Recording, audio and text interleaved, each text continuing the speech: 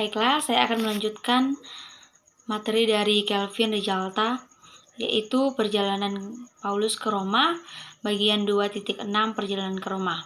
Bersama Lukas dan seorang teman lainnya, ia berlayar di kapal yang penuh dengan penjahat-penjahat yang diganjar hukuman. Kapal-kapal penjara seperti itu secara teratur mengadakan pelayaran dari Palestina ke Roma waktu itu. Orang Roma menjaga agar gelangan-gelangan di Roma tidak pernah kekurangan tenaga manusia dengan mengimpor penjahat-penjahat terkutuk dari wilayah-wilayah lain ke kerajaannya. Para penjahat tersebut mungkin lebih suka mati sebagai pahlawan di tangan gladiator atau karena diterkam binatang buas daripada mati secara lambat dan penuh penderitaan di kayu salib. Rupanya Paulus diperlakukan sebagai kasus khusus. Kenyataan ia membawa 2 teman dan disertai 2 hamba menunjukkan bahwa ia mengadakan perjalanan sebagai seorang Roma yang berbeda. Kenyataan ia dapat diminta nasihatnya tentang seluk-beluk perjalanan juga memberi kesan bahwa Paulus mempunyai kedudukan khusus. Perjalanan ke Roma dengan peristiwa badai dan kapal yang karam merupakan salah satu penggambaran yang paling jelas tentang pengalaman seperti itu dalam seluruh literatur purba. Ternyata hal ini juga merupakan laporan dari tangan pertama mengenai perjalanan tersebut. Setelah mengalami banyak peristiwa selama perjalanan, Paulus akhirnya mendarat di Puteoli di Italia bagian selatan. Ia berada pada pusat kerajaan dan dengan terus terang dan tanpa rintangan apa-apa ia memberitahukan kerajaan Allah dan mengajarkan tentang Tuhan Yesus Kristus.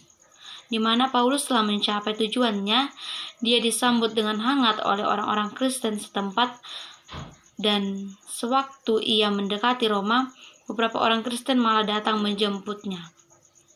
Bagian 2.7, Paulus tiba di Roma. Setelah beberapa hari berlayar, Paulus tiba di Roma. Begitu mendarat di tanah suci, Paulus bersujud dan mencium tanah. Sore itu kota Roma amat indah. Paulus menuju gereja Santa Paulus Petrus, gereja yang merupakan gereja terbesar di seluruh dunia. Pada akhirnya ia berada pada pusat kerajaan dengan terus terang dan tanpa rintangan apa-apa. Ia memberitahukan kerajaan Allah dan mengajar tentang Tuhan Kristus. Paulus telah mencapai tujuannya. Tuhan telah bangkit, telah mengutusnya sebagai rasul kepada orang-orang bukan Yahudi. Dia bertugas membuka mata mereka supaya mereka berbalik dari kegelapan kepada terang, dari kuasa iblis kepada Allah, supaya mereka oleh iman mereka kepadaku memperoleh pengampunan dosa dan mendapat bagian dalam apa yang ditentukan untuk orang-orang yang dikuduskan, atau pada pasal 26 ayat 18.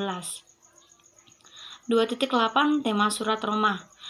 Tema utama dari Roma adalah pernyataan kebenaran dari Tuhan kepada manusia dan penerapannya pada kebutuhan rohani manusia. Oleh karena itu, tema ini merupakan hal yang mendasar bagi semua pengalaman Kristiani, karena manusia tidak dapat berhubungan dengan Tuhan sebelum diadakan suatu pendekatan yang benar. Surat ini terutama ditujukan kepada bangsa bukan Yahudi. Paulus menyatakan dirinya sebagai rasul bagi semua bangsa. Ia melukiskan secara singkat sejarah dunia kafir sebagai pembuka pernyataannya. Ia meyakinkan bahwa keselamatan Allah adalah juga bagi bangsa-bangsa lain dan bahwa dalam hal keselamatan tidak ada perbedaan. 2.9 Penulis tempat dan waktu penulis surat Roma. Penulis surat ini adalah Rasul Paulus yang memperkenalkan dirinya di awal surat atau pada Roma 1 ayat 1 dengan namanya Paulus. Identitasnya sebagai hamba Yesus Kristus. Tugas panggilannya yaitu rasul-rasul atau partolos, dan tujuan pekerjaannya dikuduskan untuk memberi Injil Allah. Paulus sebagai penulis surat Roma tidak terbantahkan. Surat Roma ditulis dengan tenang tanpa tergesa-gesa.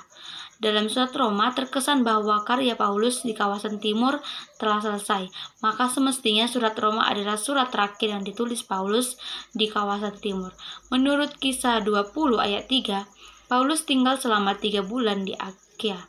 Di sana ia dengan tenang menulis surat ini kepada jemaat Roma.